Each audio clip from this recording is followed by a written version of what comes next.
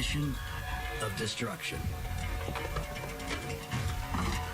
The target, a shipment of drugs. A mind-altering chemical with a mysterious connection to the origins of life on Earth. A link that can only be revealed by Big History. We think of history as a timeline, a series of events stretching a few thousand years into the past. It's time to think bigger. Instead of a line, imagine a web of infinite connections interacting over billions of years, linked together to create everything we've ever known. Our universe, our planet, and us. When we consider our most epic moments through the lens of science, we unleash a revolutionary new idea. The movement of atoms steer the movements of men, civilizations, galaxies. History as we know it is about to get big. This is America's first drug bust. But these aren't cops. And this drug isn't illegal. It's tea. Under cover of darkness, a band of American rebels dumps nearly 50 tons of tea into Boston Harbor. A shipment worth as much as $3 million today. Traditional history tells us that the Boston Tea Party is an act of American resistance against the British tax. But Big History reveals that it's one link in a chain of global events that begins with the chemistry of a single molecule. Caffeine. A drug that gives our brains a boost. It essentially gives you an adrenaline release, right? It's an extraordinary sort of rush. It's well named the rush.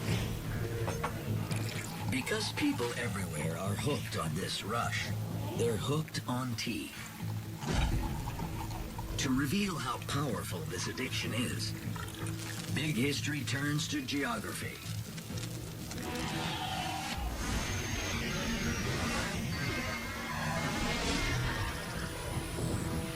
In the 1700s, tea only grows in one place, China. The British control a vast network of trade, designed to move that tea around the world. It's a massive undertaking. Just one round trip from England to China, then back to England and across to America, is a voyage of 37,000 miles. Think of it being something like a moonshot. You have to marshal significant forces to do it. And they have to bring back something that people will pay a premium for. Because they're addictive, people feel pangs if they don't have them. They crave them. Our addiction to drugs like tobacco and the caffeine in tea and coffee launches an era of unprecedented global trade. It's a modern way to satisfy an ancient need. Ever since we first fermented fruits and grains into primitive alcohol, we've had a craving for mind-altering chemicals. We ingest food not just to give ourselves energy, but because occasionally some foods do weird things to our brain that we like.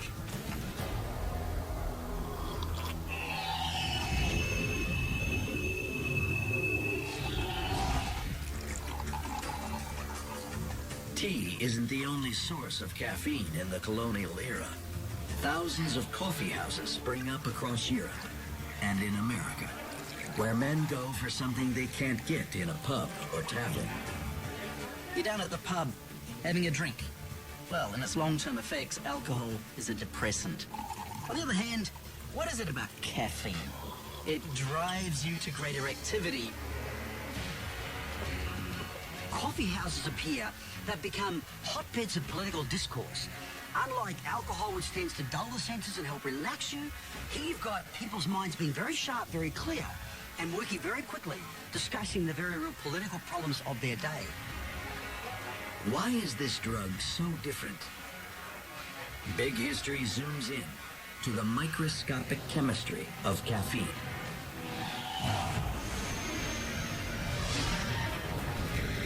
Each molecule is made of 4 common elements: carbon, hydrogen, oxygen, and nitrogen. Caffeine's atomic structure is very similar to adenosine, the brain chemical that tells us when we're tired.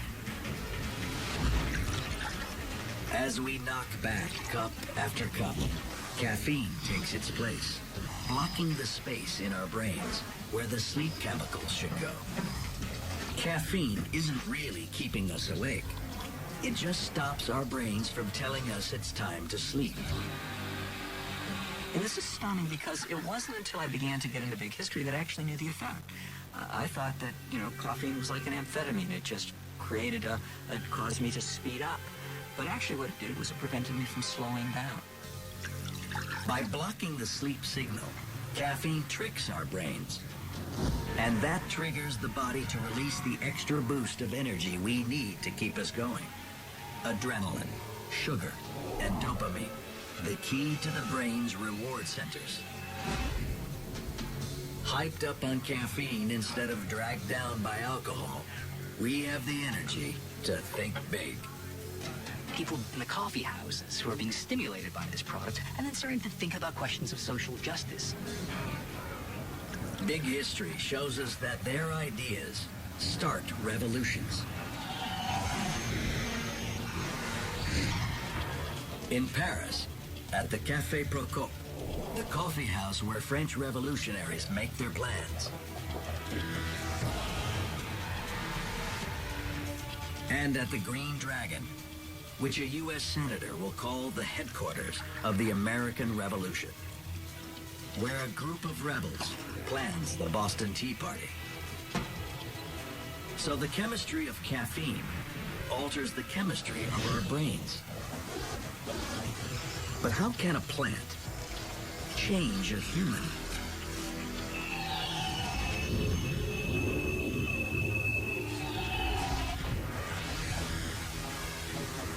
If there's a chemical that alters how the brain works, it's almost certainly the case that the brain already has a chemical inside it that it uses for some sort of similar purpose. Big History links our caffeine addiction to the origins of life.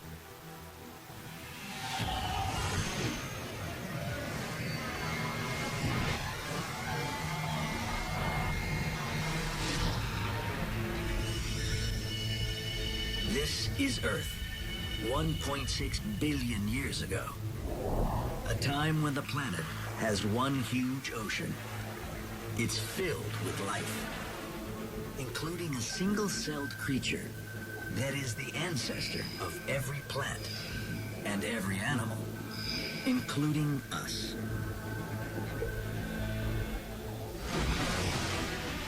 While we share over 90% of our DNA with chimpanzees, we also share half of our DNA with coffee and tea. That's why the chemicals in plants affect our brains. Because if you go back far enough, we're related. From a big history perspective, we all really evolved from the same one-celled creatures that lived in the ocean and became all of the life around us.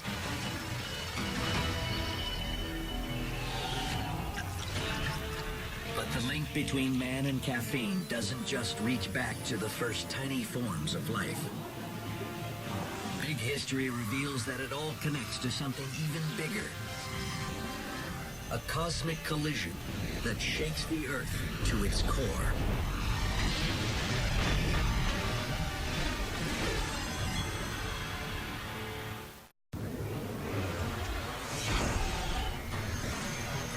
Big History is a new way to see the world.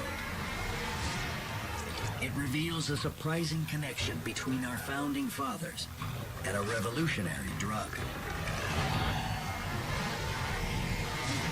A chemical link that ties back to the common ancestor of all animals and plants. a link we still experience every day. This drug has the power to change the world. But why did it evolve in some places and not others? Big History connects this tiny caffeine molecule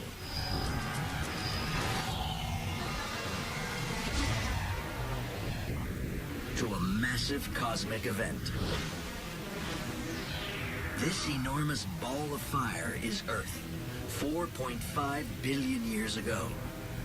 While the planet is still forming, it collides with something about the size of Mars.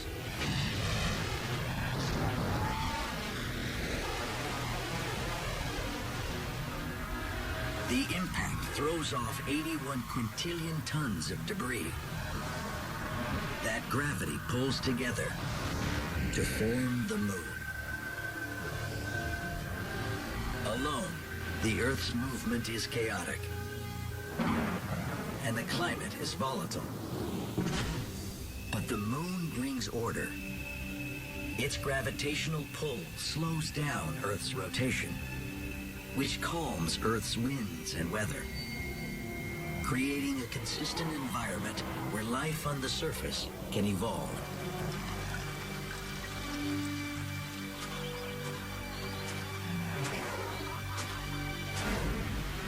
The same impact that creates the moon also knocks Earth sideways, giving our planet a permanent tilt.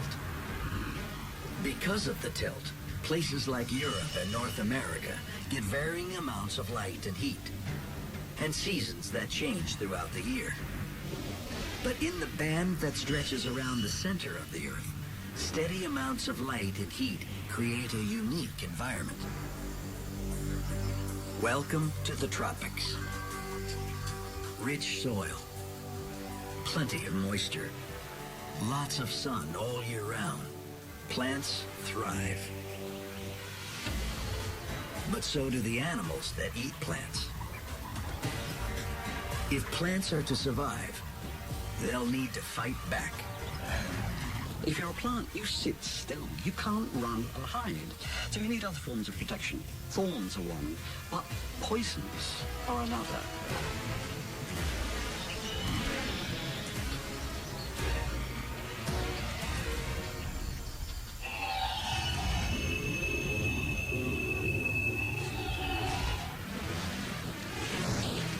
"49 million years ago, some tropical plants evolve a deadly new poison.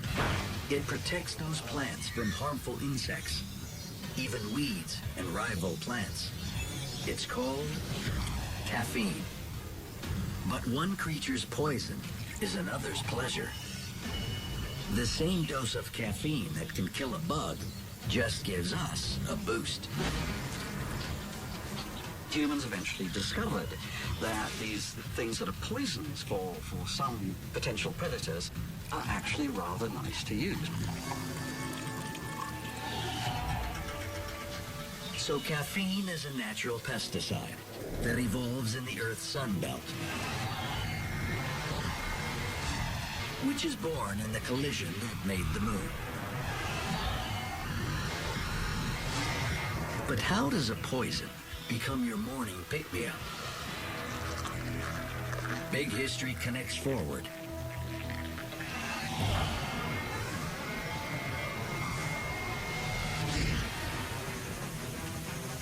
to the 17th century,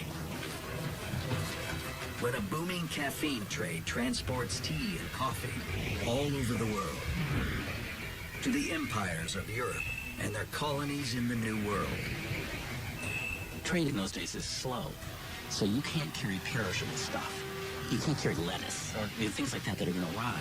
There's coffee, where you have these dried beans, is actually pretty good in this regard, and it's something that you can take for a long way, and then people grind it up, they drink it, they get a buzz, they're happy, and they'll pay you for it. So addictive substances are really good trade items, because your customers not only like it, they have to have it. Like any ambitious drug dealers, the European traders look for an opportunity to make more money by growing their own supply. The countries that grow tea and coffee sell dried leaves and roasted beans.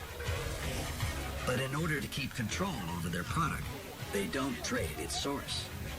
Live coffee and tea plants. The plants are like state secrets. So the European traders become drug smugglers. They steal live coffee plants and beans. But because Europe is in the north, it's far too cold for a plant from the tropics to survive. Europe's caffeine addicts will have to figure out another plan. Their solution will shake up the balance of power around the world.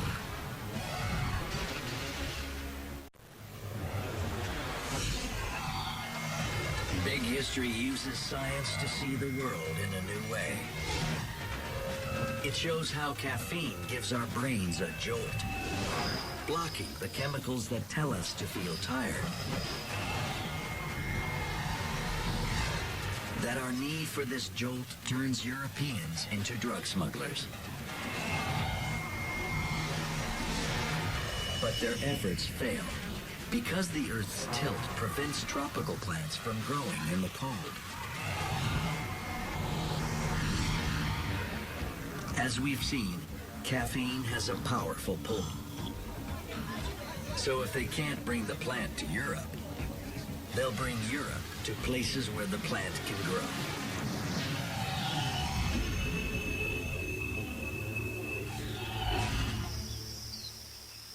So, is the existence of these addictive substances and the fact that they can only grow in certain environments a kind of spur to colonialism and predatory mercantile activities?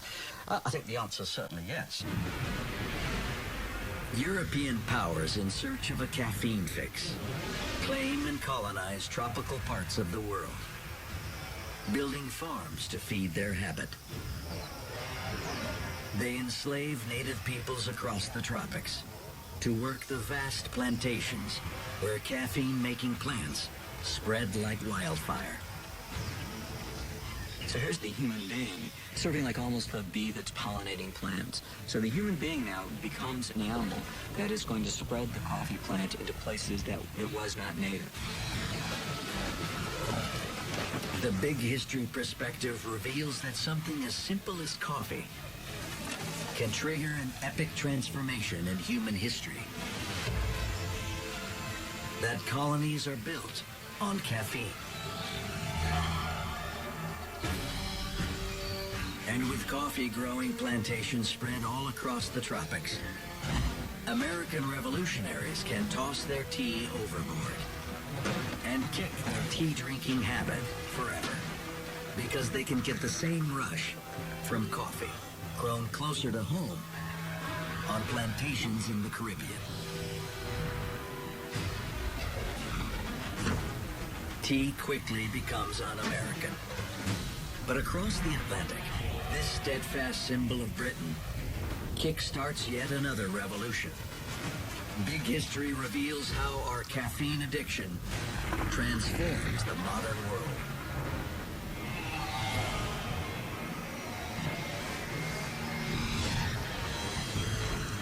We are now in Britain in 1850, where the population has boomed to 22 million, up from just 5 million a century and a half before. And the secret driving the surge could be tea. The British start drinking tea around 1700. By 1800, Britain is the biggest tea-drinking nation in the world.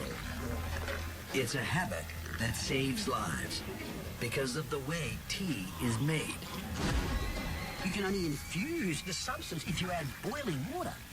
And of course, boiling water is going to kill many of the waterborne pathogens that were otherwise killing people. After Britain starts drinking tea, deaths from waterborne illnesses fall by 50%. Because caffeine is addictive, the British drink a lot of tea. And that means they're drinking a lot more boiled water. So they live longer and have more children. giving Britain enough manpower to fuel a mass production machine that launches the modern age.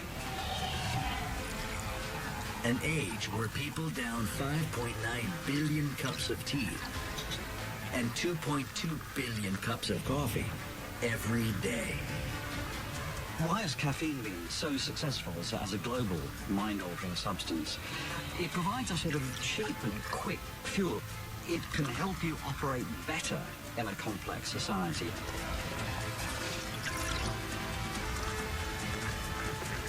And it all connects back to the moon that slows down our planet, giving us the molecule that speeds up our world.